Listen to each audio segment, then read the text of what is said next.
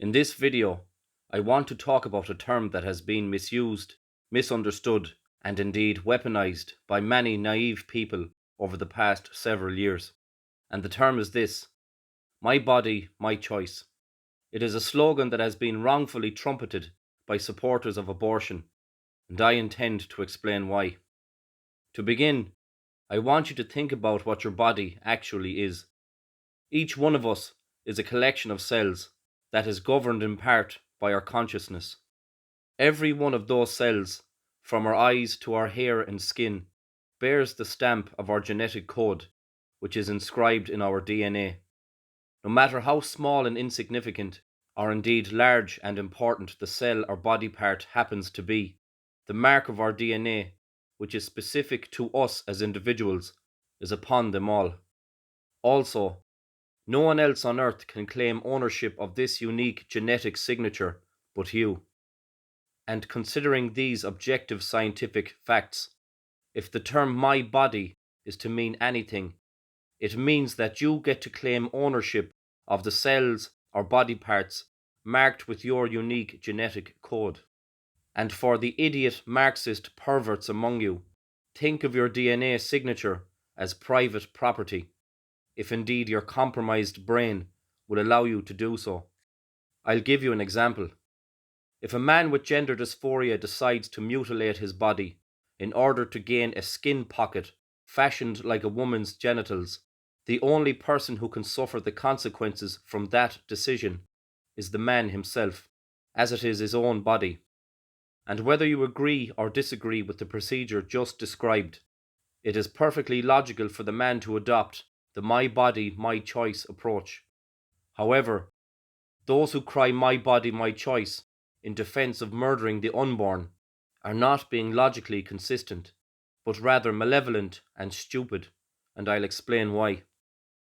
The baby in the womb does not possess the mark of your DNA as a mother, and in actual fact, the baby is a separate person with his or her own DNA, fingerprint, eye colour, hair colour, and so forth.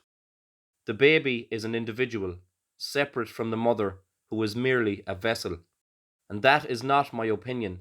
That is me highlighting the natural terms we are presented with after 13.8 billion years of cosmic evolution. But while I support your right as an individual to mutilate or enhance whatever body parts which bear the mark of your unique genetic code, when that right encroaches on the rights of another person or body or life, I take issue. And abortion, or the murdering of one's own child in the womb, is the ultimate exercise in brutal, life-extinguishing force over the life or body of another. Only in a sick, depraved world would people offer condolences to a mother who suffers a miscarriage in acknowledgement that the life of her baby was lost, while at the same time celebrating with tears of joy the act of tearing the innocent child out of the womb with sterile metal tools. In closing, I want to make clear the following. We live in a society that has grown to be less sophisticated, both morally and intellectually, over the years.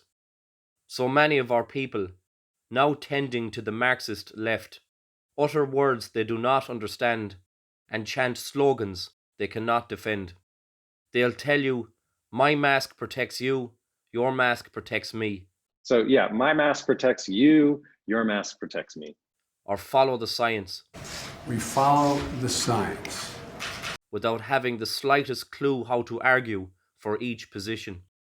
They'll scream Nazi scum off our streets. Nazi scum off our streets! Without ever having a clue what an individual must believe or do in order to qualify as a Nazi.